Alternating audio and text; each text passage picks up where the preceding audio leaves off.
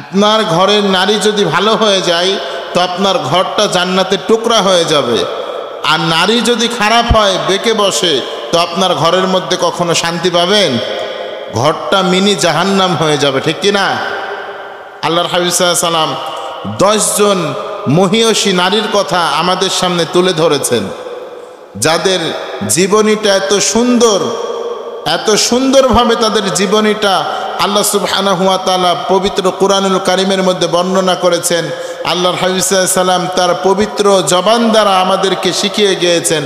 আমরা তাদের জীবনীগুলো আমরা আমাদের স্ত্রী পরিবারের কাছে শোনাবো এবং তাদেরকে তাদের মতোভাবে চলানোর চেষ্টা করব, আমরা সহযোগিতা করবেন তো ইনশাআল্লাহ? নাম্বার 1 যেই নারীটা আমাদের আদর্শ, সেটা হলো আমাদের আম্মাজান হাওয়া আলাইহিস সালাম। তিনার শিক্ষা হলো তিনি ভুল করেছেন আবার তওবাও করেছেন। কার প্রতি? রবের কাছে তওবা করেছেন, রবের কাছে ফিরে গিয়েছেন, আল্লাহকে বলেছেন আল্লাহ গুনাহ করেছি, ভুল করেছি। তিনি রবের কাছে বলেছেন আল্লাহ ভুল করেছি, গুনাহ করেছি, জুলুম করেছি, অন্যায় করেছি। হাওয়া আলাইহিস সালামকে আল্লাহ সুবহানাহু ওয়া তাআলা যখন তৈরি করলেন, আদম আলাইহিস সালাতু ওয়াস সালামের শরীরের অবয়ব থেকে, অংশ থেকে আল্লাহ সুবহানাহু ওয়া তাআলা বলছেন আমি বললাম আদম এবং হাওয়াকে তোমরা জান্নাতের মধ্যে বসবাস করো। ঘোষণাটা কার? তোমরা জান্নাতের মধ্যে বসবাস করো, খাও দাও, ওখানে তোমরা বসবাস করো এবং থাকো। সুবহানাল্লাহ পড়েন। আল্লাহ সুবহানাহু ওয়া তাআলার কথা শোনার পর আল্লাহ তাআলা বললেন ওই যে একটি গাছ দেখা যায়, গাছের নিকটবর্তী তোমরা হইও না। সাজারাতুন, একটি গাছ, যে গাছের নিকটবর্তী হতে নিষেধ করেছিলেন তিনি কে? যদি তোমরা নিকটবর্তী হও জালেমদের মধ্যে অন্তর্ভুক্ত হবা। শয়তান এবার এসে কান্না শুরু করেছেন, হাওয়া ওই জান্নাতের যে গাছ দেখছো ওখানেই তোমাকে যাওয়া লাগবে, ওই গাছের ফল খাওয়া লাগবে। ওই গাছের ফল যদি তোমরা খেতে পারো তো চিরস্থায়ীভাবে জান্নাতের মধ্যে থাকতে পারবা। আল্লাহ তো তোমাদেরকে চিরস্থায়ীভাবে জান্নাতে থাকতে দেবে না, এজন্য তোমাদেরকে সেই জান্নাতের গাছের কাছে যেতে দেয় না। নাউজুবিল্লাহ পড়বেন না। এই কথা বলে তাদেরকে ফাঁসলিয়ে তাদেরকে সেই গাছের কাছে নিয়ে গেল। গাছের কাছে নিয়ে যাওয়ার পরে সেও ফল খেলো এবং আদম আলাইহিস সালামকেও খাওয়ালো। সঙ্গে সঙ্গে তাদের শরীর থেকে জান্নাতি পোশাক খুলে নিল কে? শয়তানের প্রথম মিশন হলো যে আদম সন্তানকে উলঙ্গ করে রাখা, আদম সন্তানের শরীর থেকে পোশাক খোলা। তার মিশন প্রথম যে পাপের মধ্যে জড়িত করেছেন। ইতিপূর্বে আদমের শরীর পূর্ণাঙ্গ হাওয়া দেখে নাই এবং হাওয়া আলাইহিস সালামের পূর্ণাঙ্গ শরীর আদম আলাইহিস সালাম দেখে নাই। তাদের শরীর থেকে যখন পোশাক খুলে গেল লজ্জায় পড়ে গেলেন, কি করব? জান্নাতি গাছের পাতাগুলো তাদের শরীরগুলো ঢেকে দিলেন। আল্লাহ এই কথাটাও কোরআনের মধ্যে তুলে ধরলেন, উল্লেখ করলেন। আল্লাহ রাব্বুল আলামিন সঙ্গে সঙ্গে আর দেরি না করে তিনি বলছেন قال اهبطوا بعضكم لبعض عدو ولكم في الأرض مستقر ومتاع إلى حين। তোমরা দ্রুত এখান থেকে তোমরা নেমে যাও, দুনিয়ায় চলে যাও। তোমরা একে অন্যের প্রতি জুলুম করেছো, অন্যায় করেছো, তোমরা একে অন্যের প্রতি অবিচার করেছো, তোমরা দ্রুত দুনিয়ার দিকে নেমে যাও। ঘোষণাটা কার? আল্লাহ রাব্বুল আলামিন এই কথা বললেন আর বললেন ওয়ালাকুম, তুমি এবং আদম দুনিয়ায় কিছু সময়ের জন্য যাও। দুনিয়ায় তোমাদের জন্য থাকার স্থান দিয়েছি, বাড়ি দিয়েছি, সব দিয়েছি, রিজিকও দিয়ে দিলাম। সামান্য কিছু সময়ের জন্য যাও।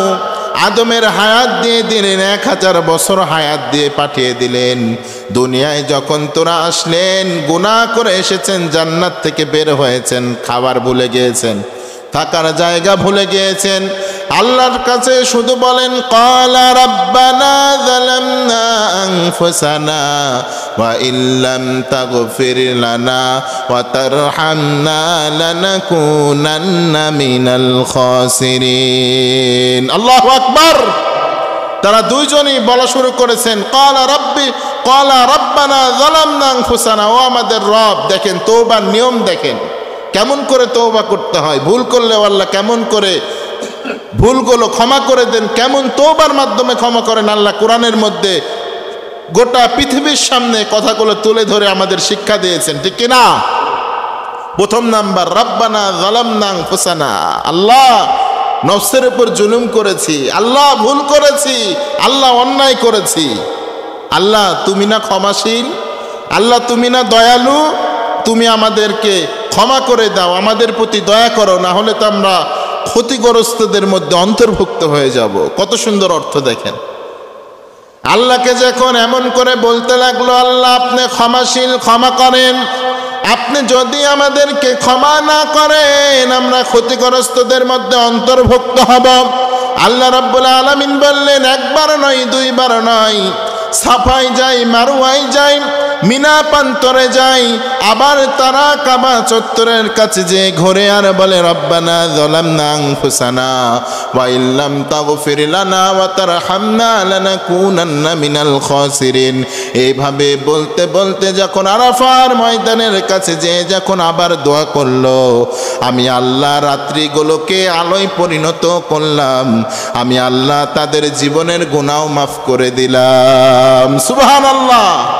আল্লাহ রাত্রিকে দিন দ্বারা পরিপূর্ণ করে দিলেন, আর আল্লাহ তাদের গুনাহগুলো ক্ষমা করে দিলেন। তার মানে সেই নারীর থেকে আমাদের প্রথম শিক্ষা হলো ভুল যতই বড় হোক না কেন, অন্যায় যতই বড় হোক না কেন, আপনি ভুল করেছেন, অন্যায় করেছেন, শয়তান এখানে সুযোগ নেবে। আর শয়তান বলবে আরে ভুল করেছিস তো কি হয়েছে, আরেকবার কর এরপরে তওবা করিস, আরেকবার কর এরপরে তওবা করিস।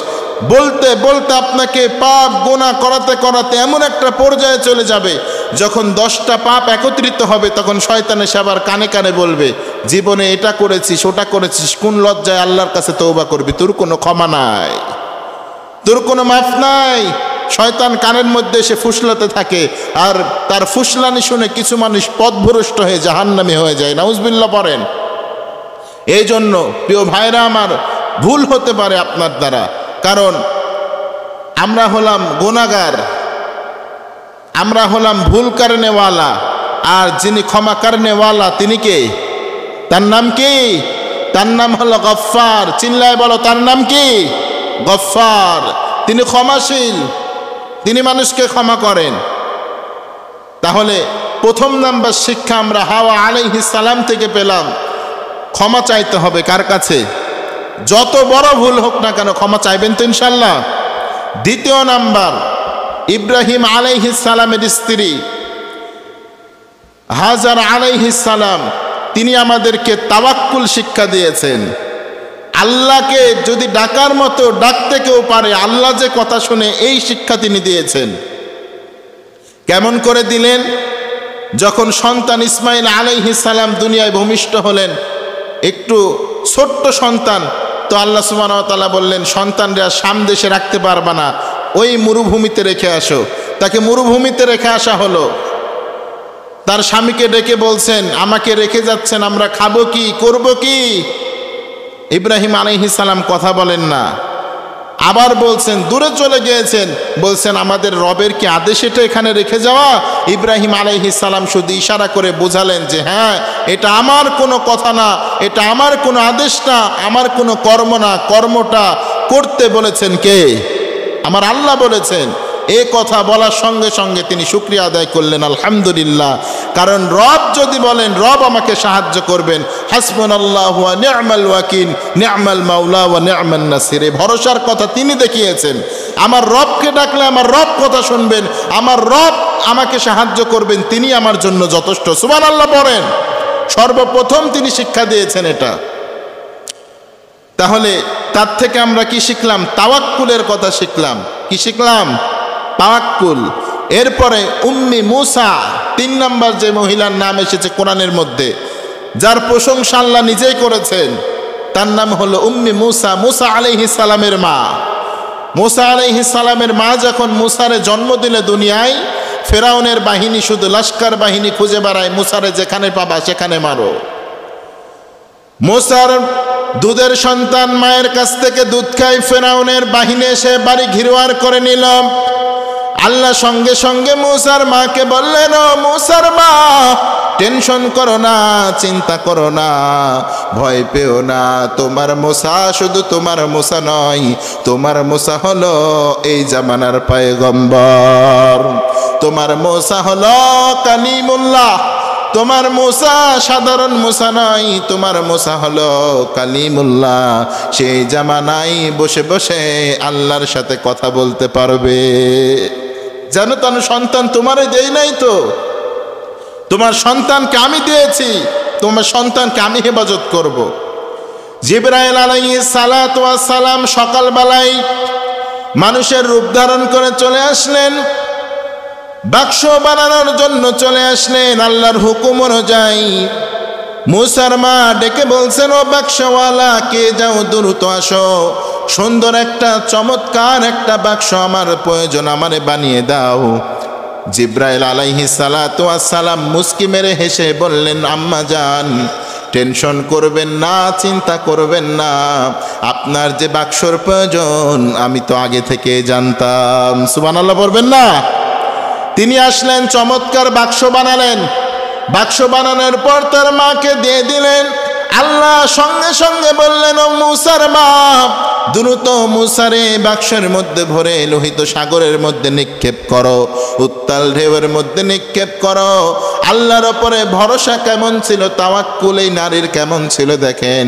সামিয়ানা ওয়া তাআনা, শুনেছে মেনেছে, দেরি করে নাই, মুসারে তেনা দিয়ে পেঁচিয়ে বাক্সর মধ্যে ঢুকিয়ে নিক্ষেপ করলেন। দুধের বাচ্চা, কলিজার টুকরা, নারী ছিল ধন, সাগরের উত্তাল ঢেউয়ের মধ্যে নিক্ষেপ করলেন সন্তানকে। বলেছেন কে? আদেশটা কার? আল্লাহর আদেশ। আল্লাহর আদেশ শোনা মাত্র সাগরের ঢেউয়ের মধ্যে নিক্ষেপ করলেন। আল্লাহ বললেন, ও মুসার মা, তুমি বাসায় চলে যাও, তোমার মুসাকে আবার তোমার কাছে ফিরিয়ে দেওয়া হবে। কথাটা কার? আল্লাহ বললেন, মুসার মা, টেনশন করো না, চিন্তা করো না, তোমার মুসাকে তোমার কাছে আবার আমি ফিরিয়ে দেব। আল্লাহু আকবার। তাই হয়ে গেল। উত্তাল ঢেউয়ের মধ্যে মুসা নবী ভাসতে ভাসতে ফেরাউনের দরবারের দিকে চলে যায়। সকালবেলা আসিয়ার হাতে পড়ে গেলেন মুসা। আসিয়া বলছেন, ও ফেরাউন, এই সন্তানকে আমরাই লালিত পালিত করব, আমাদের সন্তান হিসাবে গ্রহণ করব। ওই দিনটাতে ফেরাউনের স্ত্রীর কাছে মুসাকে বাঁচিয়ে দিয়েছিল তিনি কে? আবার আল্লাহ বললেন, তোমার সন্তানকে তোমার কাছে ফিরিয়ে দেব। আল্লাহ কেমন করে ফিরালেন? কেমন করে ফিরালেন? মুসা আলাইহিস সালাম আসিয়ার কোলেও কান্না বন্ধ হয় না, কেউ কান্না বন্ধ করতে পারে না। এবার দুধ মায়ের প্রয়োজন আছে না নাই? মুসা নবীর মাকে ডাকা হলো, তুমি আসো, এই সন্তান যদি তোমার দুধ পান করে তাহলে তোমাকে অনেক টাকা বেতন দেওয়া হবে। মুসা নবীর মা মুসারে দেখে চিনতে পারলেন, মুসা নবীও তার মাকে দেখে চিনতে পারলেন। সুবহানাল্লাহ পড়েন। একজন সন্তান তার মাকে দেখলে চিনতে পারে কি পারে না?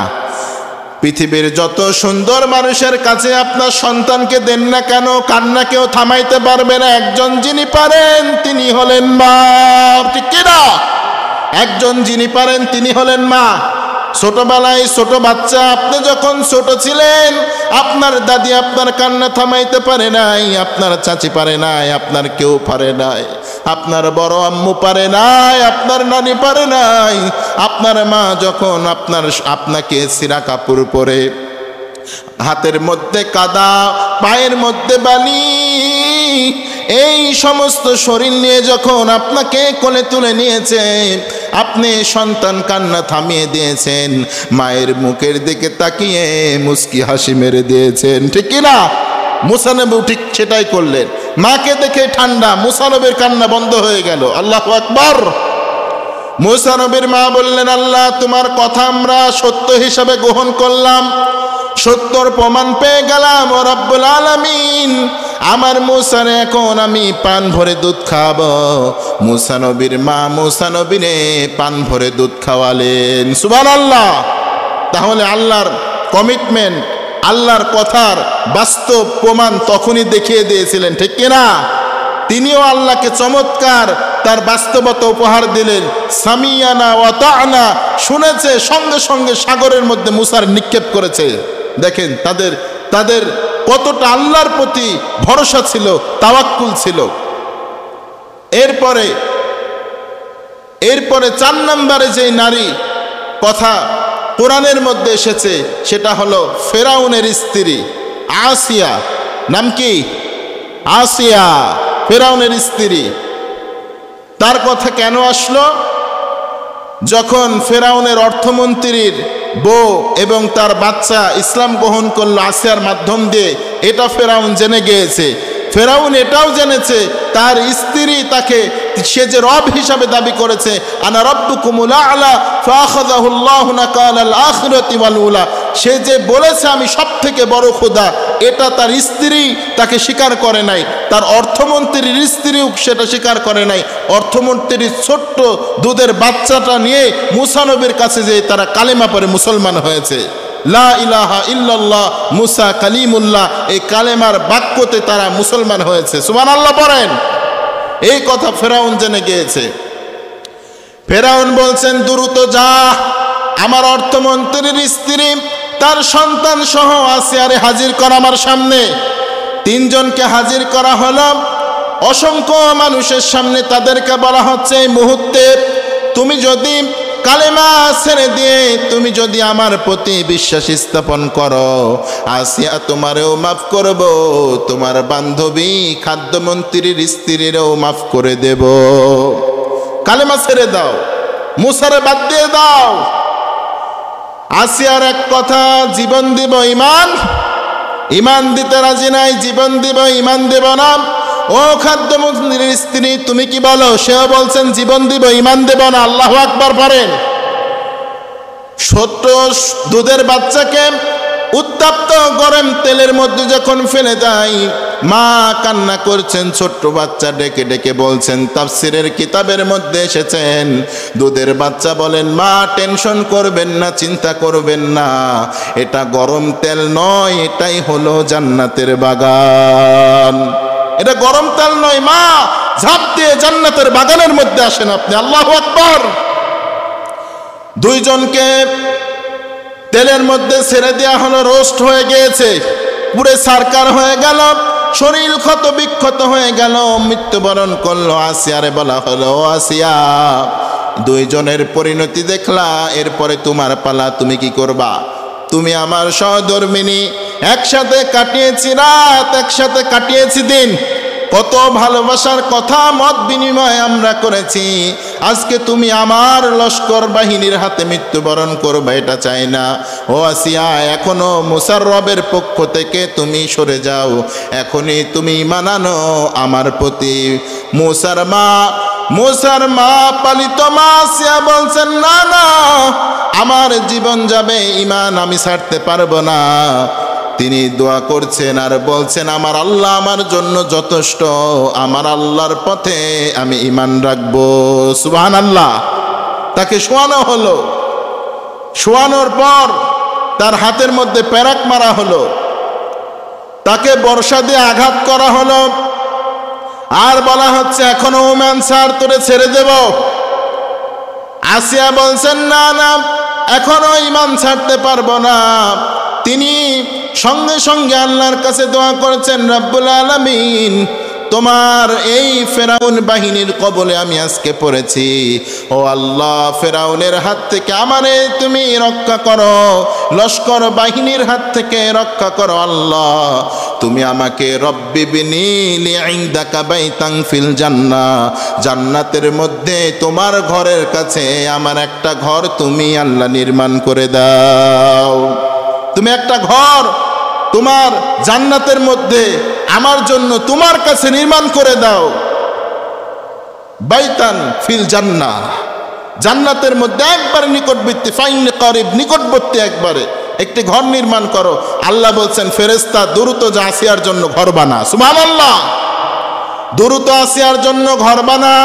আসিয়ার সামনে জান্নাতটা তুলে ধরা হলো। এত কষ্টের পরে আসিয়ার শরীর টুকরো টুকরো খণ্ড খণ্ড হয়ে যায়। তাফসীরবিদরা তাফসীরের মধ্যে লিখেছেন আসিয়া মুস্কি মেরে হাসা দেখে ফেরাউন অবাক হয়ে গেল। কি ব্যাপার, আসিয়া হাসলো কেন?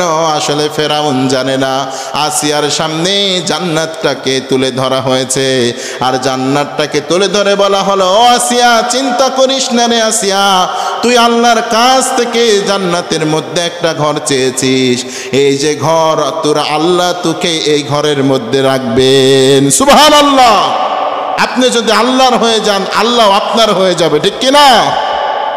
আপনি যদি আল্লাহর হতে পারেন আল্লাহ আপনাকে একবারে নিকট করে নেবেন, আপনার কথাই আল্লাহর কথা হয়ে যাবে। সুবহানাল্লাহ পড়েন।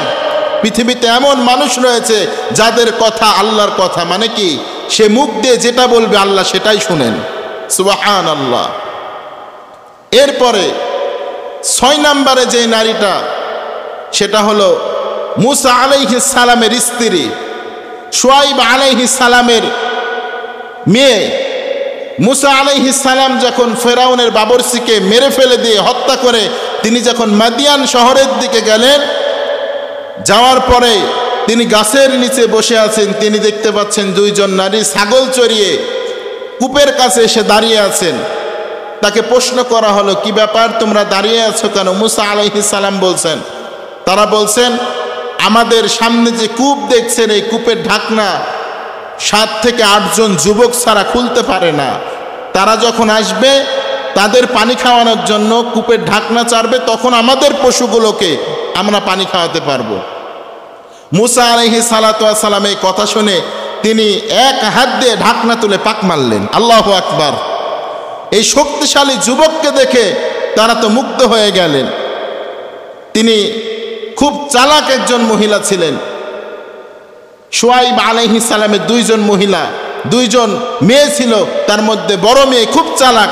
তিনি বললেন পানি খাওয়ানোর পরে, আমার আব্বু তো খুব বৃদ্ধ, আপনি আমার বাবার সাথে একটু দেখা করেন, বাবার কাছে দেখা করেন। এই কথা বলার সঙ্গে সঙ্গে মুসা নবীর রাগ না কম না বেশি? মুসা আলাইহিস সালামের সামনে দিয়ে যখন 2 জন মহিলা হেঁটে যাচ্ছে, মুসা নবী বলেন, এই দাঁড়াও, তোমরা আগে যাচ্ছ কেন? মহিলা পিছে যাবে, আমি আগে যাব। আল্লাহু আকবার। আমি আগে যাব, তুমি শুধু আমাকে দিক নির্দেশনা করো আমি কোন দিকে যাব, কারণ তুমি আগে যাবা পদ্মার তো একটা বিষয় আছে, আমি আগে যাব যেন আমি তোমাকে দেখতে না পাই। সুবহানাল্লাহ। নজির দেখেন, ভদ্রতার নজির ওই দিন মুসা আলাইহিস সালাতু ওয়াস সালাম প্রত্যেকটা যুবকের নিদর্শন হিসাবে আছেন। যখন শুআইব আলাইহিস সালামের কাছে গেলেন, তার পূর্বে মেয়েরা যে বলছেন আমরা একজন অনেক শক্তিশালী, আমরা আমিন বিশ্বস্ত একজন মানুষকে পেয়েছি, কবিয়ুন আমিনকে পেয়েছি, শক্তিশালী সুটাম দেহের যুবককে পেয়েছি, যে যুবক খুব বিশ্বস্ত, আমিন, এত বিশ্বস্ত সে মাটির নিচে মাটির দিকে চোখ দিয়ে আমাদের সাথে কথা বলেছে, আমাদের শরীরের দিকে তাকায় নাই। শুআইব আলাইহিস সালাম বুঝতে পেরেছেন এটা সাধারণ কোনো সন্তান নয়, সাধারণ যুবক নয়, এটা নিশ্চয়ই আল্লাহর নবী। সুবহানাল্লাহ পড়েন। নবীর কথা নবীরা জানেন। মুসা আলাইহিস সালাম গেলেন, যাওয়ার পরে সঙ্গে সঙ্গে শুআইব আলাইহিস সালামের সাথে দেখা করলেন। দেখা করার পর শুআইব আলাইহিস সালাম বললেন, তোমাকে খাওয়ার জায়গা দেব, থাকার জায়গা দেব, আমার এক মেয়ের সাথে তোমার বিবাহ দিব, তবে বিবাহের মোহর হলো 8 বছর ধরে তোমাকে ছাগল চড়াতে হবে। তখনকার মোহর এরকম ছিল, এখন এটা উজ্জ হয়ে গিয়েছে, রহিত হয়ে গিয়েছে, নাসেক মানসেকের মধ্যে অন্তর্ভুক্ত হয়েছে। তো 8 বছর ছাগল চড়ালেন।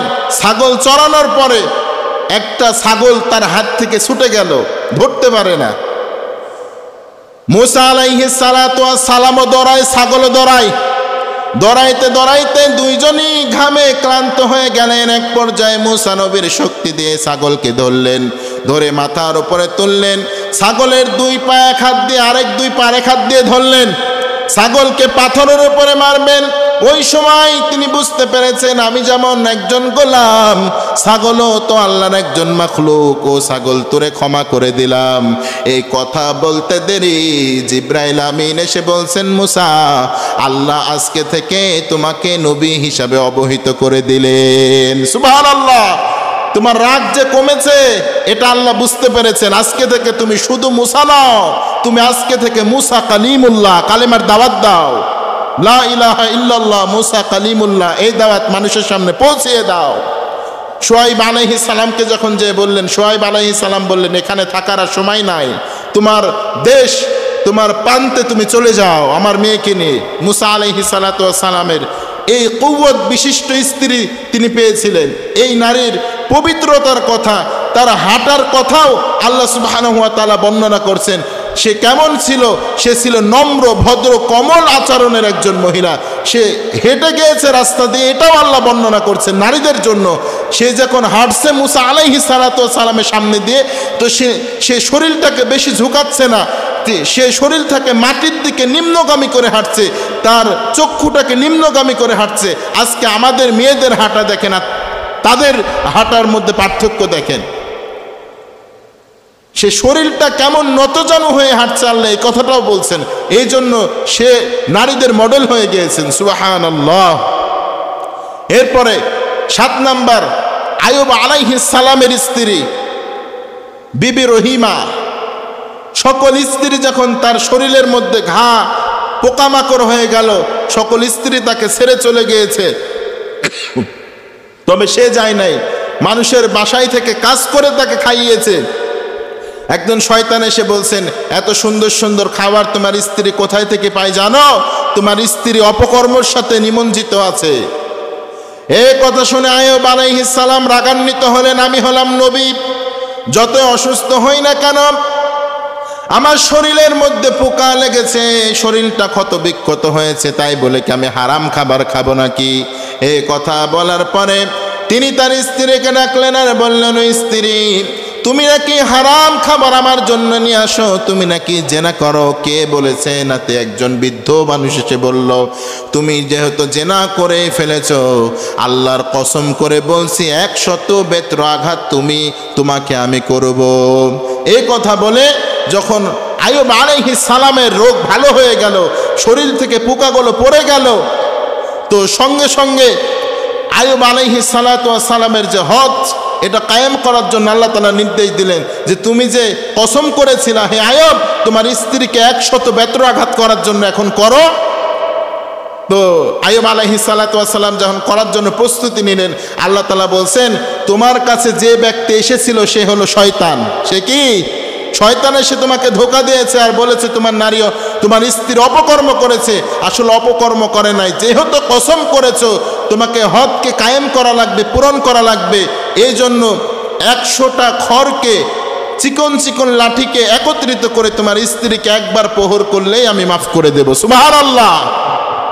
তাদের পবিত্রতার বর্ণনা দিয়েছেন আল্লাহ এইভাবে।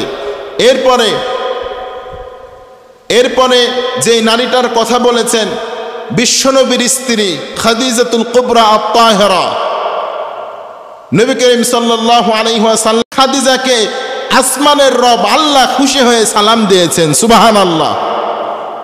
আল্লাহ খাদিজাকে সালাম দিয়েছেন। সুবহানাল্লাহ, সুবহানাল্লাহ। সালাম দিয়ে কি বলছেন জানেন? আল্লাহ রাসূল সাল্লাল্লাহু আলাইহি ওয়াসাল্লাম বলছেন, খাদিজা যখন আমার কাছে তার মনের কথা ব্যর্থ করলো, কি ব্যর্থ করছে? খাদিজা বলছেন, কবরের আযাব তো বড় কঠিন, আমি তো সহ্য করতে পারবো না ইয়া রাসূলুল্লাহ। ও আল্লাহর নবী, আপনার পাশে যখন কেউ ছিল না, আপনাকে দেখার মতো কেউ যখন ছিল না, মক্কার জমিনে আপনাকে শেল্টার দেওয়ার মতন যখন কেউ ছিল না, আমি খাদিজা আপনার পাশে ছিলাম, হীরা প্রান্তরে আপনাকে খাবার দিয়েছি, আমি আপনাকে 6টা, 1টা নয় 2টা নয় 6টা সন্তান দান করেছি, 6টা সন্তানের মা হিসাবে আপনাকে সন্তান 6টা উপহার দিয়েছি, আমার 4টা মেয়ে দিয়েছি, 2টা সন্তান দিয়েছি, কাসেম তাহিরকে দিয়েছি, আমি ফাতেমাকে দিয়েছি, উম্মে কুলসুমকে দিয়েছি, রুকায়াকে দিয়েছি, দিয়েছি, জাইনবকে দিয়েছি। ও নবী, এত ভালোবাসা আপনাকে দিলাম, এত ভালোবাসাময় মুহূর্তে আপনাকে একটা কথা বলছি নবী, কবরকে বড্ড ভয় লাগে, কবরের 3টা হিসাব আমি দিতে পারবো না। এই কথা যখন বললেন আল্লাহর নবী কান্না করে বলছেন, তুমি টেনশন করো না, চিন্তা করো না। এই কথা বলে যখন আমার নবী বাহিরে বের হয়ে যায়, আল্লাহ বললেন, ও নবী, আপনার খাদিজার মন খারাপ, দুঃখের দিনে আপনাকে ভালোবেসেছে। আমি আল্লাহ খাদিজাকে সালাম দিয়ে দিলাম আর বললাম, আপনি ঘোষণা দিয়ে দেন কবরের হিসাব খাদিজার আমি আল্লাহ নিজেই দিয়ে দেব। সুবহানাল্লাহ। খাদিজার হিসাব নিয়ে টেনশন করতে মানা করেন নবী। আপনি খাদিজাকে সালাম দেন, শান্তির বার্তা দিয়ে দেন। তাদের প্রতি কত খুশি হলে এই কথা আল্লাহ রাব্বুল আলামিন নিজে বলতে পারেন। কত খুশি তাদের প্রতি, তাদের ব্যবহারে কত খুশি। তাদের মতো ত্যাগী স্ত্রী আমরা পাই না, ত্যাগী স্ত্রী পাই না। তো যুদ্ধের ময়দানে বিশ্বনবী চলে গিয়েছেন, তিনি অংশগ্রহণ করার জন্য প্রস্তুত। তিনি সম্পদ দিয়ে, টাকা দিয়ে তাকে সাহায্য করেছেন। মক্কার সকল কাফের একদিক, খাদিজাতুল কুবরা তাহেরা একদিক, মুহাম্মদ সাল্লাল্লাহু আলাইহি ওয়াসাল্লাম যেই দিকে তিনি সেই দিকে। বিশ্বনবী যেটা বলেছেন, সর্বপ্রথম কে মুসলমান হয়েছেন জানেন? এই খাদিজাতুল কুবরা তাহেরা, আমাদের আম্মা জান। সুবহানাল্লাহ পড়েন। আমরা তো নামের মুসলমান হয়েছি, তিনি সর্বপ্রথম সামিয়ানা ওয়া তা'না। হীরা গুহায় যখন এসে আয়াত নাজিল হয়ে গেল, সঙ্গে সঙ্গে বলা হলো, অভিহিত করা হলো, হে নবী, আপনি শুধু আজকে থেকে শুধু মুহাম্মদ নয়, আল আমিন আস-সাদিক নয়, আজকে থেকে আপনি হলেন রাসূলুল্লাহ। আজকে থেকে আপনি আল্লাহর রাসূল, আজকে থেকে আপনি আল্লাহর নবী। আপনাকে আল্লাহ সুবহানাহু ওয়া তাআলা নবুয়ত দান করেছেন, রিসালাত দান করেছেন, পায়গাম দান করেছেন। সঙ্গে সঙ্গে তিনি শোনা মাত্রই পড়লেন, সঙ্গে সঙ্গে শোনা মাত্রই পড়লেন, আশহাদু আল্লা ইলাহা ইল্লাল্লাহ ওয়া আন্না মুহাম্মাদান আবদুহু ওয়া রাসূলুহু। সঙ্গে সঙ্গে শোনা মাত্রই আমি আল্লাহর প্রতি তো ঈমান আনছেন, আল্লাহ ছাড়া আর কোনো মাবুদ নাই, আপনি মুহাম্মদ সাল্লাল্লাহু আলাইহি ওয়াসাল্লাম আল্লাহর রাসূল, আমি স্বীকার করলাম। কেমন স্ত্রী! আমাদের স্ত্রী আমাদের কথা বিশ্বাসই করতে চায় না, ঠিক কিনা? এমন রোগ আছে না নাই? একটা বললে বিশ্বাসই করতে চায় না। আর মুহাম্মদ সাল্লাল্লাহু আলাইহি ওয়াসাল্লামের সর্বপ্রথম স্ত্রী, তিনি বিশ্বাস করে আল আমিন আস-সাদিক হিসাবে বিশ্বনবীকে নবী হিসাবে অবহিত করলেন। সুবহানাল্লাহ। এরপরে যার কথা বলা হয়েছে, তার ছোট স্ত্রী আয়েশা রাদিয়াল্লাহু তাআলা আনহার কথা। তিনি এতটা পবিত্র ছিলেন, এতটা পবিত্র ছিলেন যে আল্লাহ সুবহানাহু ওয়া তাআলা তার জন্য শুধু তায়াম্মুমের বিধান নাজিল করেছেন। অনেক কথা কাটছাট করে বলা হচ্ছে, তায়াম্মুমের বিধান নাজিল করেছেন। বুখারী মুসলিমের হাদিস, আল্লাহর হাবিব সাল্লাল্লাহু আলাইহি ওয়াসাল্লাম যখন যুদ্ধ থেকে ফিরছেন, ওই সময় তার গলার হার হারিয়ে গিয়েছে। সকল মানুষ যে ধরল আবু বকর রাদিয়াল্লাহু তাআলা আনহুকে, ও আবু বকর, তোমার মেয়ে মুহাম্মদ সাল্লাল্লাহু আলাইহি ওয়াসাল্লামের স্ত্রীর জন্য আজকে আমরা নামাজ কাজা করতে বসেছি, আমরা কি দিয়ে ওযু করব? সামনেও কূপ নাই, পিছনেও কূপ নাই। সঙ্গে সঙ্গে এই কথা যখন বললেন, আবু বকর রাদিয়াল্লাহু তাআলা আনহু রেগে গেলেন। বিশ্বনবীর কোলের উপরে মাথা রেখে, বিশ্বনবী আয়েশার কোলের উপরে মাথা রেখে শুয়ে আছেন। আবু বকর কোনো কথা না বলে তিনি তার বৃদ্ধা আঙ্গুলি দিয়ে এত জোরে আঘাত করলেন, আয়েশা রাদিয়াল্লাহু তাআলা আনহু লড়ে উঠলেন। তিনি বলছেন, আমার পিতা এত জোরে আমাকে ওই দিন আঘাত করেছিল যা ইতিপূর্বে কোনোদিন করে নাই। এত জোরে আঘাত করেছে। বিশ্বনবী যদি আমার পায়ের উপরে, উরুর উপরে না থাকতো, আমি মনে হয় 2 গজ দূরে সরে যেতাম। বিশ্বনবী থাকার কারণে কষ্টটা হজম করলাম, সহ্য করলাম। বিশ্বনবী ঘুম থেকে মুস্কি মেরে হাসি দিয়ে উঠে বলছেন, ও আমার সাহাবীরা, টেনশন করো না, চিন্তা করো না। আমার স্ত্রী আয়েশা, আবু বকরের মেয়ে আয়েশার কারণে আজকে তায়াম্মুমের বিধান আল্লাহ নাজিল করে বললেন, যদি তোমাদের কাছে পানিও না থাকে ওযু করার মতো, তাহলে শুধু মাটি দিয়ে তায়াম্মুম করবা, তায়াম্মুম করে নামাজ পড়বা, আমি আল্লাহ কবুল করে নেব। সুবহানাল্লাহ। এজন্য তিনি বলতেন, আমি যেন তেন অসাধারণ নারীদের মধ্যে একজন। আল্লাহ আমার কারণে, শুধু আমার কারণে আল্লাহ তাআলা কোরআনের আয়াত নাজিল করে তায়াম্মুমের বিধান নাজিল করেছেন। সুবহানাল্লাহ। অব্যক্তিত্বমান একজন নারী ছিলেন তিনি। আবার তিনার ব্যক্তিত্ব এত হাই ছিল, আল্লাহর হাবিব সাল্লাল্লাহু আলাইহি ওয়াসাল্লাম মসজিদে নববীতে তিনি না আসলে হাদিসই বর্ণনা করতেন না। একদিন যখন হাদিস বর্ণনা করেন নাই, তো পাশে তো আরও স্ত্রী আছেন বিশ্বনবীর, তো স্ত্রীগুলো বলছেন যে ইয়া রাসূলুল্লাহ, ইয়া হাবিবাল্লাহ, আপনার স্ত্রী আয়েশা না আসলে কেন হাদিস বর্ণনা করেন না? স্ত্রীদের মধ্যে একটু হিংসা থাকে না? আল্লাহর হাবিব সাল্লাল্লাহু আলাইহি ওয়াসাল্লাম সঙ্গে সঙ্গে বুঝিয়ে দিলেন। তাকে জিজ্ঞাসা করা হলো, গতকালকে যে হাদিসগুলো আমি বলেছি তোমরা বলো দেখি। কেউ বলতে পারে না। আয়েশাকে বলা মাত্রই ফটফট করে যেখানে দাড়ি, যেখানে কমা, সব কিছু একত্রিত করে বিশ্বনবী যেখানে থেমেছেন থামার জায়গাগুলোকেও স্মরণ করে করে বিশ্বনবীর প্রত্যেকটা কথা বিশ্বনবীর কানে পৌঁছিয়ে দিলেন। সুবহানাল্লাহ। তিনাকে জ্ঞানের পণ্ডিত বলা হয়। জ্ঞান উন্নয়নকারীদের মধ্যে 1 নম্বর নারী তিনি ছিলেন। এরপরে বিশ্বনবীর মেয়ে ফাতেমা, 9 নম্বর বিশ্বনবীর মেয়ে ফাতেমা। ফাতেমা রাদিয়াল্লাহু তাআলা আনহা, তিনি নারীদের মডেল কিভাবে হলেন, কেন হলেন? তিনার জীবন নিয়ে যদি আপনারা গবেষণা করেন, একটু ঘাটেন, তাহলে বুঝতে পারবেন তিনার সব থেকে বড় যে বিষয়টা ছিল, তিনি ছিলেন স্বামীভক্ত। স্বামী যেটা বলতেন সেটা শুনতেন। তার খেদমত, আলী রাদিয়াল্লাহু তাআলা আনহুর যে খেদমত তিনি করেছেন, কেমন স্বামী ভক্ত ছিলেন। নবী করিম সাল্লাল্লাহু আলাইহি ওয়াসাল্লাম যখন আলী রাদিয়াল্লাহু তাআলা আনহুর সাথে বিবাহের বন্ধনে আবদ্ধ করলেন, তারপর থেকে হযরত আলী রাদিয়াল্লাহু তাআলা আনহুর উপর দিয়ে তিনি কখনো কথা বলতেন না। একটু রাগারাগি হতো, একটু মন খারাপ হতো, কিন্তু কখনো তাদের গণ্ডগোল মারামারির দিকে গড়াইতো না। স্বামী যেটা বলতো সেটাই শুনতো। নবী করিম সাল্লাল্লাহু আলাইহি ওয়াসাল্লাম একদিন যখন গণ্ডগোল হলো তাদের মধ্যে, নবী করিম সাল্লাল্লাহু আলাইহি ওয়াসাল্লাম এসে তাদের গণ্ডগোলগুলোকে মীমাংসা করে দিয়েছেন। হযরত আলী রাদিয়াল্লাহু তাআলা আনহুকে ডেকে নিয়ে এসে নবী করিম সাল্লাল্লাহু আলাইহি ওয়াসাল্লাম তার মেয়েকে এতটা সুন্দর শিক্ষা দিয়ে মানুষ করেছেন। বিবাহের পর যখন বাহির দেশ থেকে নবী করিম সাল্লাল্লাহু আলাইহি ওয়াসাল্লামের কাছে কিছু দাস এবং দাসী আসলো, যুদ্ধের ময়দান থেকে ফিরিয়ে নিয়ে আসলো অন্য গোত্র থেকে, আয়েশা রাদিয়াল্লাহু তাআলা আনহা সহ নবী করিম সাল্লাল্লাহু আলাইহি ওয়াসাল্লামের মেয়ে ফাতেমা রাদিয়াল্লাহু তাআলা আনহা, তিনি নবী করিম সাল্লাল্লাহু আলাইহি ওয়াসাল্লামের কাছে যেয়ে বললেন, আব্বা আমি তো কাজ করতে কষ্ট হচ্ছে, পরিবারের কাজগুলো আমি সুন্দরভাবে করতে পারছি না, ইয়া রাসূলুল্লাহ আমাকে দাস দেন, একটি মেয়ে দেন আমাকে, যেন আমার কাজগুলো সুন্দরভাবে করতে পারে। নবী করিম সাল্লাল্লাহু আলাইহি ওয়াসাল্লাম বললেন, আয়েশা, নবী করিম সাল্লাল্লাহু আলাইহি ওয়াসাল্লাম বললেন, ফাতেমা, তোমাকে কি আমি এমন বাক্য শিখাবো না, এমন বাক্য কি তোমাকে শোনাবো না, যে বাক্য পড়লে রব্বুল আলামিন তোমার শরীরের মধ্যে এত শক্তি দান করবেন, যে শক্তিগুলো পাওয়ার পর তুমি বেশি বেশি কাজ করতে পারবা, তুমি বেশি বেশি ইবাদত করতে পারবা। নবীর মেয়ে ফাতেমা বলছেন, নাম ইয়া রাসূলুল্লাহ, হে আল্লাহর রাসূল, অবশ্যই। ও নবী, আপনি আমাকে বলেন। বিশ্বনবী বললেন, সুবহানাল্লাহ, আলহামদুলিল্লাহ, লা ইলাহা ইল্লাল্লাহ, আল্লাহু আকবার। 4টা বাক্য শিক্ষা দিলেন। বললেন, ও ফাতেমা, তুমি পড়বা সুবহানাল্লাহ, তুমি পড়বা আলহামদুলিল্লাহ, তুমি পড়বা লা ইলাহা ইল্লাল্লাহ, তুমি পড়বা আল্লাহু আকবার।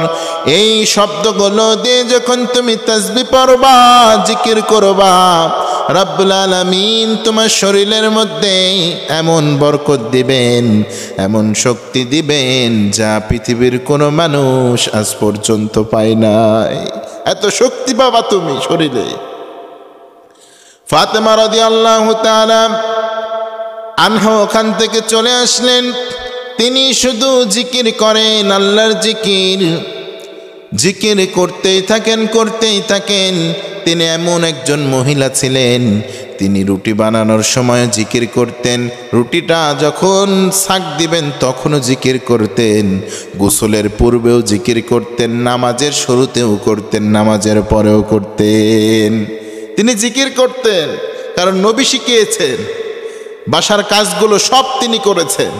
মৃত্যুর আগে নবী করিম সাল্লাল্লাহু আলাইহি ওয়াসাল্লাম স্বপ্নে দেখা দিলেন, যেই দিন তিনি মৃত্যুবরণ করবেন তিনি স্বপ্নে দেখেছেন রোজা অবস্থায়, তিনি রোজা আছেন, তিনি স্বপ্ন দেখছেন আমার আপনার রসুল এসে বলছেন, হে আম্মা আয়েশা, হে আমার মা ফাতেমা, আমি তোমার সাথে দিদারের অপেক্ষায় রয়েছি। এটা শুনে তিনি একটু বিব্রতকর পরিস্থিতির মধ্যে পড়লেন। আর নবী করিম সাল্লাল্লাহু আলাইহি ওয়াসাল্লাম তাকে বললেন, হে ফাতেমা, তুমি দুনিয়ায় রোজা রাখবা ঠিক, তবে ইফতারটা আমার সাথে এসে করবা। ফাতেমা রাদিয়াল্লাহু তাআলা আনহুর বুঝতে আর বাকি রইলেন না, আজকে আমাকে পরপারের দেশে চলে যেতে হবে, আমি আজকে মারা যাব, আমাকে আজকে চলে যেতে হবে, পৃথিবীর কেউ আমারে রক্ষা করতে পারবে না, পৃথিবীর কেউ আমারে বাঁচাইতে পারবে না। তিনি প্রস্তুতি গ্রহণ করলেন, তিনি সুন্দর করে হযরত আলী রাদিয়াল্লাহু তাআলা আনহুর পোশাকগুলো পরিষ্কার করলেন, হাসান এবং হুসাইনের পোশাক পরিষ্কার করলেন, তিনি নিজে পরিষ্কার পরিচ্ছন্ন হয়ে গোসল করলেন, তার স্বামীর জন্য খাবার বানালেন, রুটি বানালেন। তিনি বললেন, ও আলী, আমি যদি দুনিয়া থেকে চলে যাই, তোমার কাছে আমার নসিহাত, আমার মৃত্যুর পরে আমার লাশটা তুমি দুনিয়ায় বেশিক্ষণ রাখবা না, দ্রুত রাতের অন্ধকারে তুমি দাফন করে দিবা, মানুষগুলো যেন দেখতে না পায়। এই কথা শুনে আলী রাদিয়াল্লাহু তাআলা আনহুকে বলছেন, ও আলী, তোমার কাছে যদি আমি কোনো ভুল করে থাকি মাফ করে দাও, তুমি আমারে ক্ষমা করে দিও। এই কথা শোনার পরে আলী রাদিয়াল্লাহু তাআলা আনহু বললেন, ও আমার পানের বিবি ফাতেমা, তুমি কেন আমাকে এমন কথা বলছো? আমার বুকটা কেন এত পুরে সরকার হয়ে যায়, তুমি আমাকে খুলে বলো। ফাতেমা রাদিয়াল্লাহু তাআলা আনহা বললেন, আমার আব্বা জান আজকে স্বপ্নে যুগে আমাকে আহ্বান করেছেন তার কাছে, আমাকে বলেছেন দুনিয়ায় রোজা রাখবা, ইফতারিটা আমার কাছে এসে করবা। আলী রাদিয়াল্লাহু তাআলা আনহু কান্না করতে করতে বাসায় থেকে বের হয়ে গেলেন। হাসান এবং হুসাইন আসলেন, তাদেরকে নসিহত করলেন, আর মৃত্যুর পূর্বে নসিহত করে গেলেন, আমি যখন মৃত্যুবরণ করব, দুনিয়া থেকে চলে যাব, আমার লাশটা বেশিক্ষণ দুনিয়ার মধ্যে রাখবা না, বেশিক্ষণ আমার লাশ রাখবা না, দ্রুত দাফন করে দেবা, দ্রুত রাত্রিবেলায় মানুষ ডাকার দরকার নাই। আমি ফাতেমা কতটুকু লম্বা, কতটুকু চওড়া, আমার চেহারা দেখতে কেমন ছিল, এটাও যেন মানুষ দেখতে না পায়। ফাতেমা রাদিয়াল্লাহু তাআলা আনহু এই কথা আনহা বলার পরে তিনি মৃত্যুবরণ করলেন। নবী করিম সাল্লাল্লাহু আলাইহি সাল্লামের মেয়ে, নয়নের পুতুলি ফাতেমা, তিনি যখন মৃত্যুবরণ করলেন, আলী রাদিয়াল্লাহু তাআলা আনহা তাকে ধৌত করালেন, কাফন পরালেন। কবর খনন করার জন্য কাউরে খুঁজে পাই না। পাশ দিয়ে একজন সাহাবী যাচ্ছেন, নাম হলো আবু যার গেফারি। নাম কি? আবু যার গেফারি। আবু যার গেফারিরে বলা হলো, আবু যার, একটু নবীর মেয়ে ফাতেমার কবরটা একটু খুঁড়ে দাও না। আবু যার তো বিবৃতকর পরিস্থিতির মধ্যে পড়েছেন, কি নবীর মেয়ে ফাতেমা মৃত্যুবরণ করেছে, আমরা তো জানি না। বলছেন জানানোর দরকার নাই, তিনার নসিহা হলো কেউ যেন না জানে, সে মৃত্যুবরণ করার পর, কবর দেওয়ার পর যেন মানুষ জানে। আল্লাহু আকবার। তাদের পর্দার ঘাটতি হবে, এটার জন্য কাউরে জানাইতে দেয় নাই। তাদের আদর্শ দেখেন, চলাফেরা দেখেন, তারা কেমন ঈমান নিয়ে তারা চলাচল করত। এই জন্যই তো আল্লাহর সাহায্য তারা পেয়েছে, জান্নাতের সর্দারনি হয়েছেন, তারা পর্দা করেছেন, ফরজ বিধানকে মেনেছেন তারা।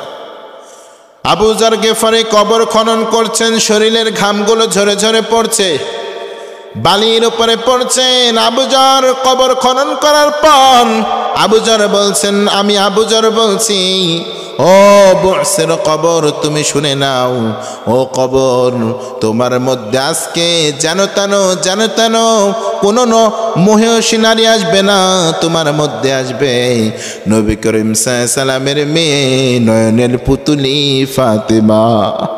তোমার মধ্যে আজকে আসবে জান্নাতের সর্দারিনীর মা, জান্নাতের দুইজন যুবক সর্দারের মা আসবে, হাসান এবং হুসাইনের মা।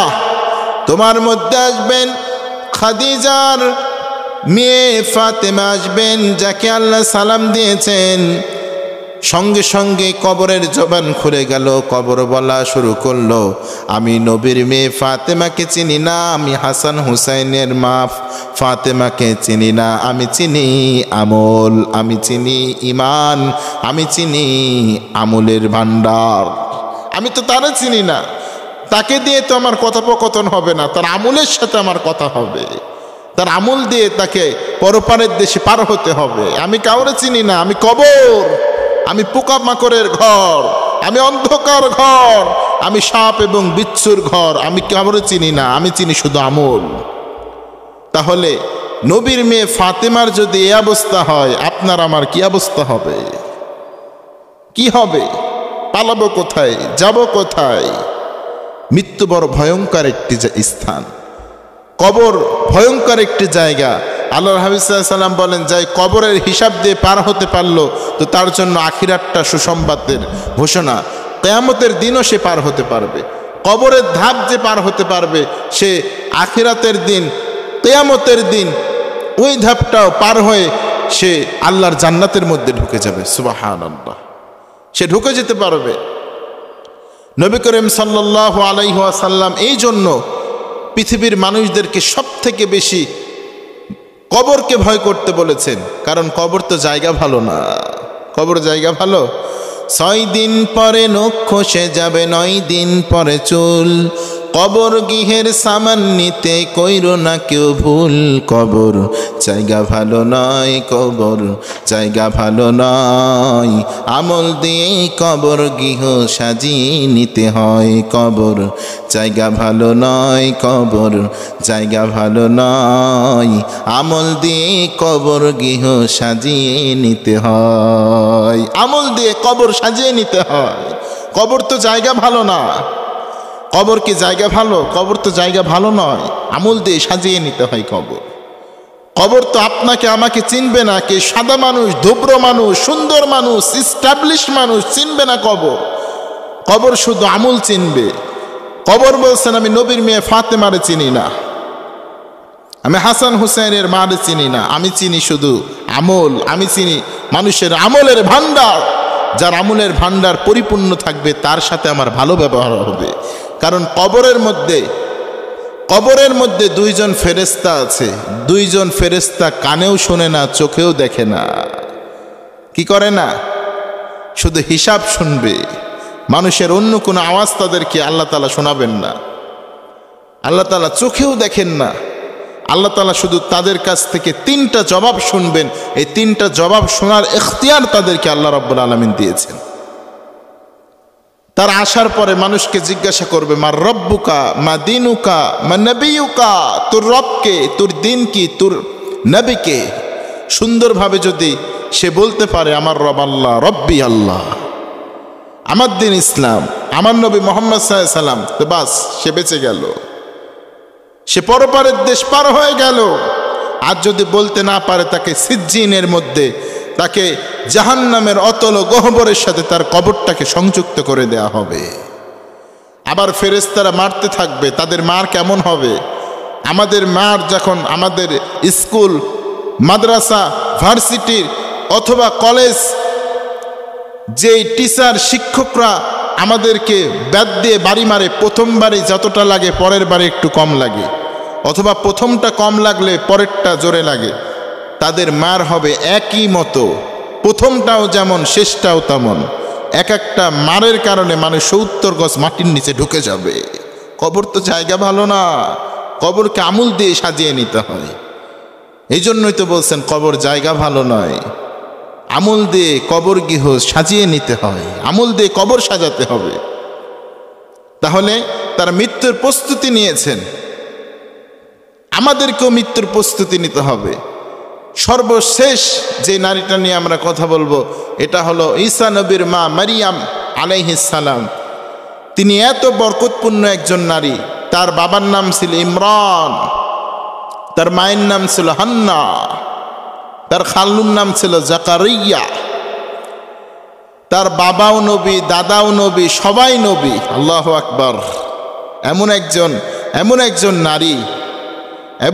নারী, তার খালু নবী। আল্লাহু আকবার। এই নারী এত মহিয়সী একজন নারী, তিনি দুনিয়া আসার পূর্বে তার মা দেখছেন কয়েকজন পাখি মিলে তার বাচ্চাকে খাবার খাওয়াচ্ছেন। এটা দেখে তার মনের মধ্যে খুব ব্যথা শোচনা হলো, হাই হাই, আমার যদি একটা সন্তান থাকতো আমি তো এভাবে খাবার খাওয়াতাম। সঙ্গে সঙ্গে মা হান্না আল্লাহর কাছে দুইটি হাত তুলে বলছেন, রব্বুল আলামিন, আমাকে যদি একটা সুন্দর সন্তান দাও, আমি বাইতুল মাকদাসের খাদেম বানাবো। আল্লাহ দোয়াটা কবুল করলেন, কারণ নেককার মহিলা আল্লাহর কাছে যখন মন থেকে দোয়া করে আল্লাহ তার দোয়া ফেরত দেন না, আল্লাহ তার দোয়া ফেরত দেন না। রাত্রিবেলায় যদি কেউ ওযু করার পরে আল্লাহর কাছে দোয়া পড়ে, কালেমা শাহাদত পড়ার পরে এরপরে সূরা আলে ইমরানের শেষ আয়াতগুলো পড়ে যদি আল্লাহর কাছে হাত তুলে দোয়া করে, আল্লাহ ওই দোয়ার ফেরত দেন না, ওই দোয়া ফেরত দেন না। তিনি আল্লাহর কাছে দোয়া করলেন, আল্লাহ আমার একটা নেককার সন্তান দেন, বাইতুল মাকদাসের খাদেমা বানাবো, খাদেম বানাবো। তার মানে ছেলে সন্তান চাইলেন, আল্লাহ দিয়ে দিলেন মেয়ে সন্তান। আল্লাহরে বলছেন, আল্লাহ চাইলাম বাইতুল মাকদাসের খাদেম বানাবো, তুমি আমার একটা মেয়ে দিলা, তো যেহেতু মেয়ে দিলা আমি নাম রাখলাম মারিয়াম। মারিয়াম শব্দের অর্থ হলো, এটা সুরিয়ানি ভাষায় যেটা ওকে বোঝাচ্ছে, এর অর্থ হলো খাদেমা। এর অর্থ কি? খাদেমা, সেবিকা, এটার মারিয়াম শব্দের অর্থ। তো তেনার সাথে পেঁচিয়ে যখন মসজিদে নিয়ে যাওয়া হলো, সকল মসজিদের আলেম ওলামারা একত্রিত হয়ে বলছেন, এই ইমরানের বরকতপূর্ণ সন্তানটাকে আমাকে দাও। কেউ বলছে হান্নার বরকতপূর্ণ সন্তানটাকে আমাকে দাও। মানুষের মধ্যে গন্ডগোল ফাসাদ তৈরি হয়ে গেল আলেমদের মাঝে, আমাকে দাও, বরকতটাকে আমাকে দাও। সবাই ছিনিয়ে নেওয়ার জন্য চেষ্টা করছে। একজন অভিজ্ঞ মানুষ বলছেন, তোমাদের কাছে যাদের জ্ঞানের কলম রয়েছে, কলমগুলোকে নদীর পাশে যে স্রোত যাচ্ছে স্রোতের মধ্যে ছেড়ে দাও। যার কলম স্রোতের বিপরীত যাবে এই সন্তানকে তাকেই দেওয়া হবে। তার মধ্যে জাকারিয়া আলাইহিস সালাম, নবী জাকারিয়া আলাইহিস সালাম অন্তর্ভুক্ত ছিলেন। তার মধ্যে নবী জাকারিয়া আলাইহিস সালামও কলম ফেললেন, নবী জাকারিয়ার কলমটাই স্রোতের বিপরীত গেল। আল্লাহু আকবার। তার হাতে তুলে দেওয়া হলো মারিয়াম আলাইহিস সালামকে। মারিয়াম আলাইহিস সালামকে সে লালিত পালিত করলো। করার পরে বনি ইসরাইলের মূল প্রথা ছিল, যদি মান্যত করত তো তাকে সেখানেই থাকা লাগবে আজীবন, আর কোনোদিন বিয়ে শাদী করতে পারবে না, একাকিত্ব জীবন কাটাতে হবে। মারিয়াম আলাইহিস সালামকে সুন্দর একটা কামরা দেয়া হলো, ঘর দেয়া হলো, যে ঘরের মধ্যে আর কেউ যাইতে পারবে না। মারিয়াম আলাইহিস সালাম যখন রাত গড়িয়ে দিন আসে, দিন গড়িয়ে রাত আসে, আবার বছর গড়িয়ে বছর চলে আসে, ঠিক যখন তার একবারে প্রাপ্ত বয়স্ক হয়ে গেলেন, তাকে রুমের মধ্যে রাখা হলো। একদিন জাকারিয়া আলাইহিস সালাতু ওয়াস সালাম রুমের মধ্যে প্রবেশ করলেন। প্রবেশ করে দেখছেন নানান রকমের ফুড, নানান রকমের ফল এই মারিয়াম আলাইহিস সালাম খাওয়া শুরু করেছেন। জাকারিয়া আলাইহিস সালাতু ওয়াস সালাম বললেন, আন্না লাকি হাযা, ও মারিয়াম তুমি এই ফল কোথায় পেলে? তিনি বললেন, হুয়া মিন ইনদিল্লাহ, আমার আল্লাহ আমাকে জান্নাত থেকে দিয়েছেন, আমার আল্লাহ আমাকে দিয়েছেন। আন্নী লাকি হাযা, কোথায় পেয়েছো? আন্না লাকি হাযা, কোথায় পেয়েছো মারিয়াম এই ফল? এই ফলের তো মৌসুম এখন না, মৌসুমবিহীন ফল। এই ফ্রুটগুলো কোথায় পেলে? শীতের ফ্রুট তুমি গরমে কোথায় পেলে? আবার গরমের সময় শীতের ফ্রুট কোথায় পাও? তিনি বললেন, হুয়া মিন ইনদিল্লাহ, আমার আল্লাহর পক্ষ থেকে আসে, তিনি যাকে চান বেহিসাব রিজিক দিয়ে থাকেন। এই কথা শুনে জাকারিয়া আর এক মিনিটও দাঁড়ালেন না। জাকারিয়া আলাইহিস সালাম যে সেজদায় অবনত হয়ে গেলেন, সেজদায় বলছেন, ও রব্বুল আলামিন, তুমি যদি মারিয়ামকে সিজনবিহীন ফল দিতে পারো, তুমি যদি মারিয়ামকে সিজনবিহীন ফল দিতে পারো, তাহলে আমি জাকারিয়াকেও এই বৃদ্ধ বয়সে সন্তান দিতে পারো। ও রব্বুল আলামিন, আমাকে সন্তান তুমি দান করো। আল্লাহ তার দোয়াটাও কবুল করলেন, সুসংবাদ দিলেন, তোমাকে একটা সন্তান দেব, সন্তানের নাম হবে ইয়াহইয়া, সন্তানের নাম ইয়াহইয়া। খুদিল কিতাবা বিকুওয়া, সন্তানকে কিতাব দেয়া হবে, হিকমত দেয়া হবে, নবী হিসাবে দেয়া হবে। আল্লাহু আকবার।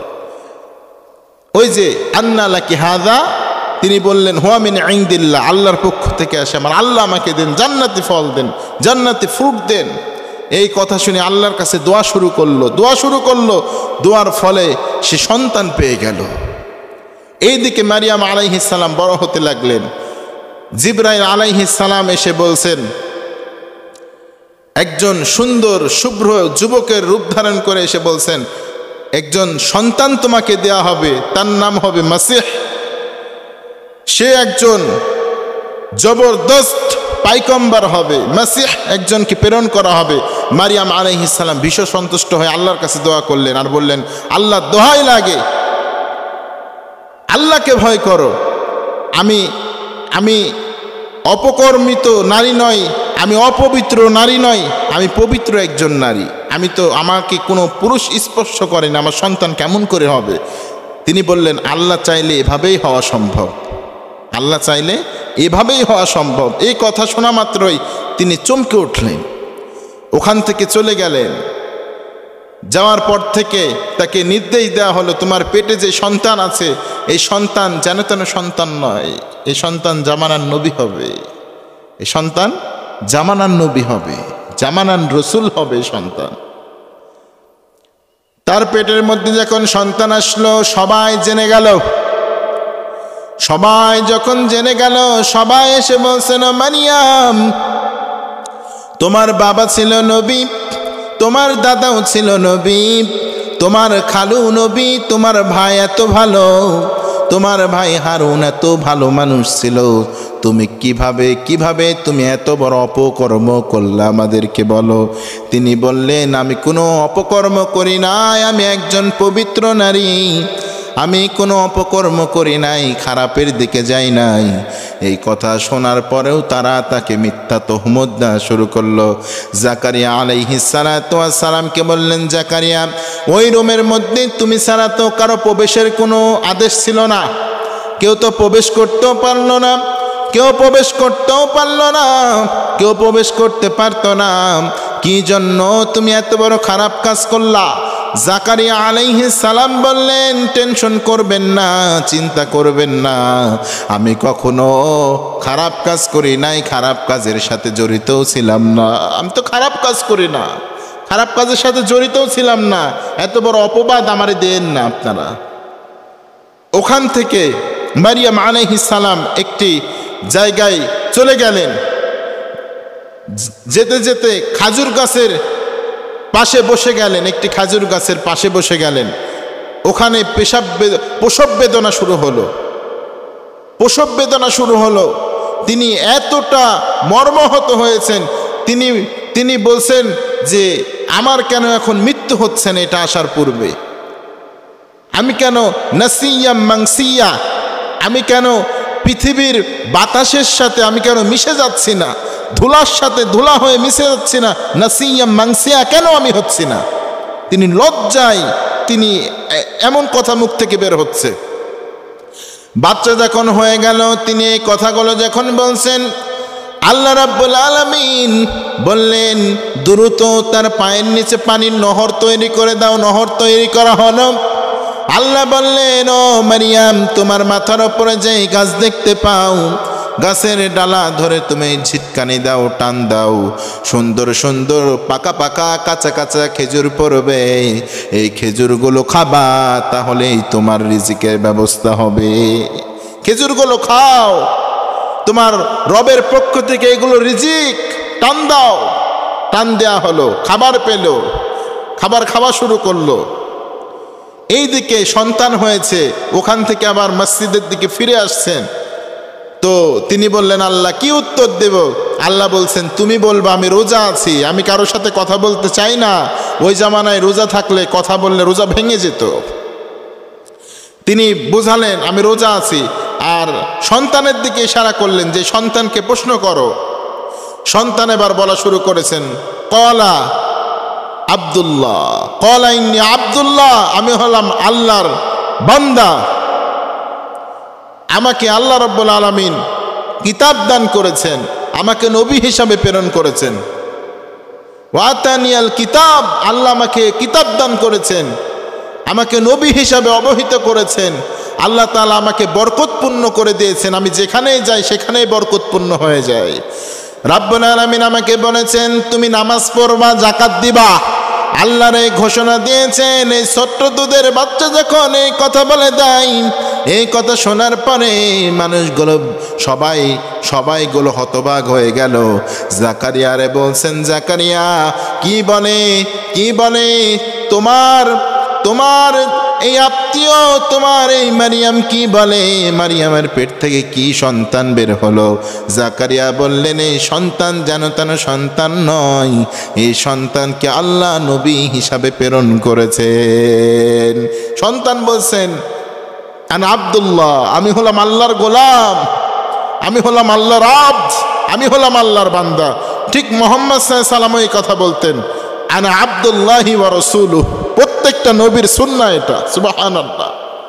মুহাম্মদ সাল্লাল্লাহু আলাইহি ওয়াসাল্লামকে যখন কেউ প্রশ্ন করত, তখন হে নবী আপনি কে বা আপনি কে, তখন তিনি বলতেন আনা আব্দুল্লাহ। প্রথমে কি বলতেন? আনা আব্দুল্লাহ, আমি হলাম আল্লাহর আব্দ, আমি হলাম আল্লাহর বান্দা। এরপরে বলতেন আনা রাসূলুহ, আমি হলাম আল্লাহর রাসূল মুহাম্মদ সাল্লাল্লাহু আলাইহি ওয়াসাল্লাম। আবার বিশ্বনবী আল্লাহর কাছে বলতেন আল্লাহুম্মা ইন্নী আবদুক আবনু আবদিক আবনু আমাতিক নাসিয়াতি বিয়াদিক। বিশ্বনবী বলতেন ও আল্লাহ আমি আপনার গোলাম, গোলামের ঘরের গোলাম, বান্দির ঘরের গোলাম। আমার চুলের ঝুঁটি আপনার হাতে, আপনি ডানে টানলে আমি ডানে যাই, আপনি বামে টানলে আমি বামে যাই, যেই দিকে টানেন আমি সেই দিকে যাই। আমি মুহাম্মদ সাল্লাল্লাহু আলাইহি ওয়াসাল্লামকে আপনি যেটা বলেন সেটাই শুনি। আনা আব্দুল্লাহি ওয়া রাসূলুহু, আমি আল্লাহর আব্দ, আমি আল্লাহর বান্দা এবং আমি আল্লাহর রসুল। আমি শুধু রসুল, আমার বাবা আপনার গোলাম, আমার দাদা আপনার গোলাম, আমার মা আপনার বান্দি, আমার চুলের ঝুঁটি আপনার হাতে। কতটা বিনয়ী একজন নবী ছিলেন। বিশ্বনবী যখন পৃথিবীতে এসেছেন, আমার নবী পৃথিবীটাকে আলোকিত করে দিয়েছেন। সূর্য তার সাথে খেলা করেছে। বিশ্বনবীর খেলার মতো কোনো খেলনা ছিল না, আল্লাহর হাবিব সাল্লাল্লাহু আলাইহি সাল্লামের খেলার মতো কোনো খেলনা ছিল না। তবে তার মুজিজা, তিনি যেই দিকে হাত ঘুরিয়েছেন সেই দিকে চন্দ্র সূর্য যেতে বাধ্য হয়েছে। এই নবী এসেছেন, তো তিনিও সেটা বলছেন। ঈসা আলাইহিস সালামও বলেছেন আনা আব্দুল্লাহি ওয়া রাসূলুহু। সুবহানাল্লাহ পড়েন। 10টি নারীর কথা আমরা আজকে শুনলাম। এই 10টি নারীকে অনুসরণ করে যদি আমাদের জীবনকে চলাতে পারি, তো আল্লাহ রাব্বুল আলামিন আমাদেরকে মনে হয় আমাদের জন্য আল্লাহর যে 8টি জান্নাত রয়েছে, 8টি জান্নাতের দরজাই আপনার জন্য মনে হয় খুলে দিবে। সুবহানাল্লাহ। সব আদর্শ আছে। 10টি নারীর মধ্যে সালাতের আদর্শ আছে, রোজার আদর্শ আছে, স্বামী ভক্তির আদর্শ আছে, আল্লাহর কাছে জেনা থেকে তারা নিজেকে হেফাজত করেছেন। মারিয়াম আলাইহিস সালাম বলছেন আমি তো পবিত্র একজন নারী। দেখেন, 4টা আমল যদি কোনো নারী করতে পারে তো বিনা হিসাবে সে জান্নাতে যাবে। 1 নাম্বার, নামাজ পড়তে হবে, রোজা রাখতে হবে, এরপরে তাকে স্বামীর খেদমত করতে হবে, এরপরে তাকে কি করতে হবে? জেনা থেকে নিজেকে বাঁচিয়ে রাখতে হবে। স্বামীর কথা শোনা লাগবে, তিতা লাগলেও মিঠা লাগলেও, আর জেনা থেকে নিজেকে হেফাজত করতে হবে। আল্লাহ রসুল বলছেন তার উপরে জান্নাত ওয়াজিব হয়ে যায়। তো জান্নাতে যায় না কেন? সে মরে না, এই জন্য যায় না। মরলে সেই নারী জান্নাতে যাবে ইনশাআল্লাহ। এই জন্য 10টি কথা আল্লাহ তাআলা আমাকে আপনাকে আমল করে জীবনটাকে সুন্দর করে গড়ার তৌফিক দান করুক। ওয়া আখিরু আলহামদুলিল্লাহি রাব্বিল আলামিন।